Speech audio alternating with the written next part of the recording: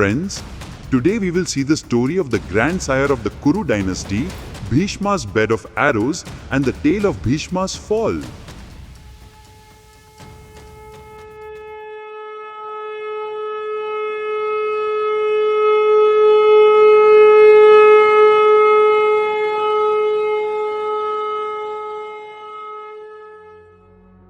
The grandsire of the Kuru dynasty, Bhishma, had received the boon of Ichha Mrityu, the power to choose the time of his death.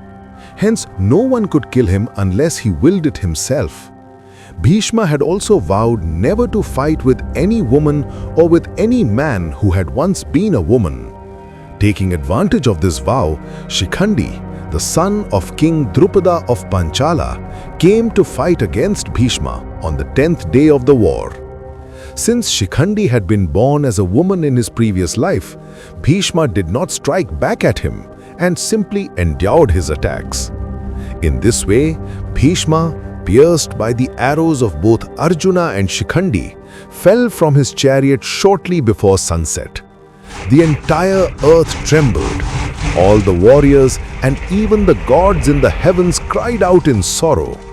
So many arrows had pierced his body that even after falling, his body did not touch the ground.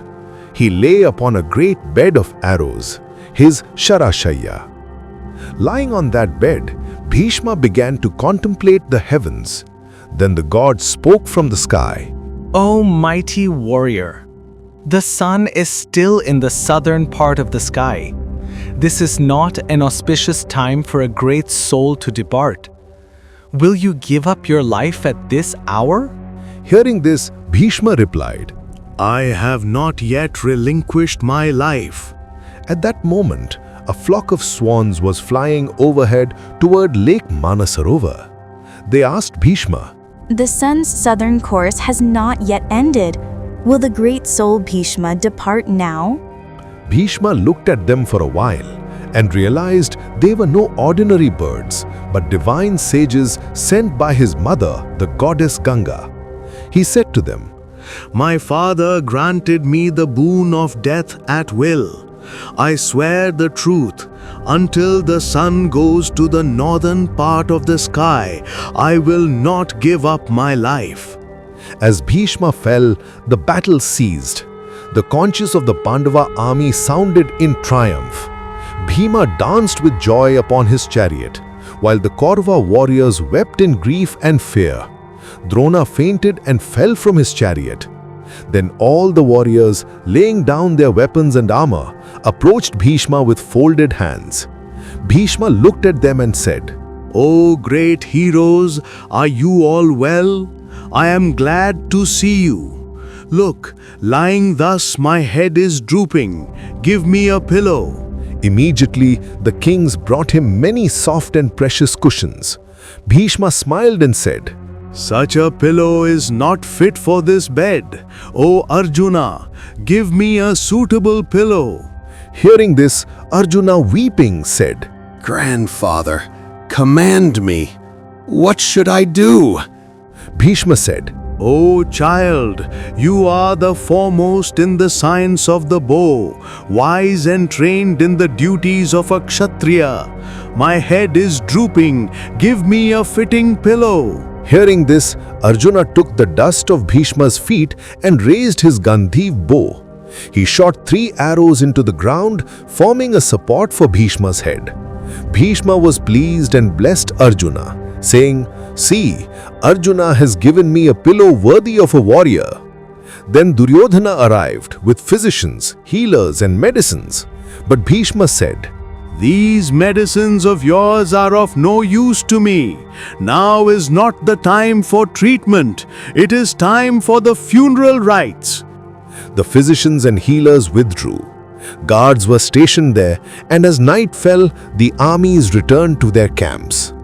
The next morning, everyone came again to pay their respects to Bhishma. Gradually, men, women, and children from all around gathered to see him. The women showered flowers, sandal paste, and puffed rice upon him. Singers, dancers, and musicians also came. Kings and princes stood around him with folded hands. The scene looked as if heaven itself had descended to earth. At that moment, Bhishma said, "Give me water." Hearing this, the kings hurried to fetch delicious drinks and cool water. But Bhishma said, "I am about to depart from this earth. Therefore, I will not drink the food or water fit for mortals. Where is Arjuna?" Arjuna was nearby. Hearing Bhishma's call, he came forward and bowed and said, Why do you call me grandfather? What shall I do? Bhishma, smiling, said, "O child Arjuna, you have given me a bed, you have given me a pillow. Now give water befitting all this." Understanding his wish, Arjuna raised his Gandiv bow once more and invoked the Parjanyastra, the rain weapon. Shooting it into the earth near Bhishma's right side, he caused a spring of pure, cool water to gush forth.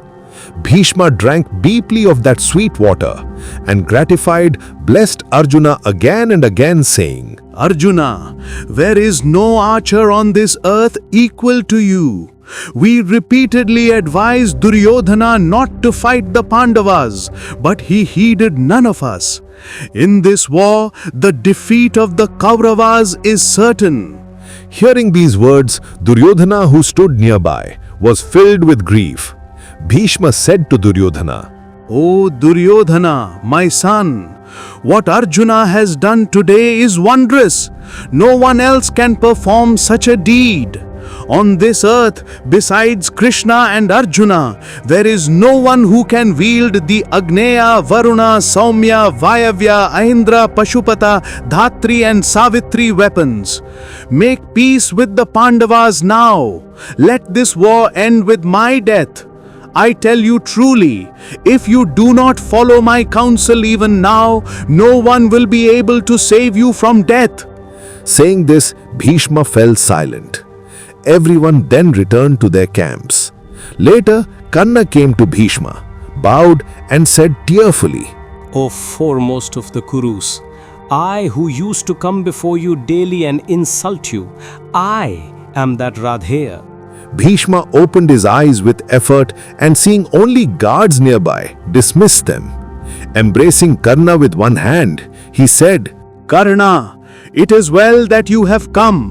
I have heard from Narada and Vyasa that you are not the son of Adhiratha and Radha, but the son of Kunti.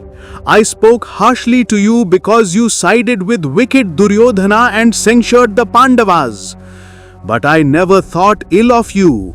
I know there is no one on this earth like you in righteousness, generosity and valor. Now be reconciled with your brothers. Let this war end with my death." But even Bhishma's plea could not change Karna's heart. He said, My enmity with the Pandavas cannot end in any way. Permit me, I will fight. And if I have committed any offense against you, bless me and forgive me. Bhishma replied, "If you must fight, then like a Kshatriya, fight with a mind free from anger and hatred and attain heaven." Karna bowed to Bhishma and departed. Bhishma lay on his bed of arrows for 58 days. After the great war ended, when the sun began its northern course in the bright fortnight of the month of Magha, Bhishma gave up his mortal body and ascended to the heavens.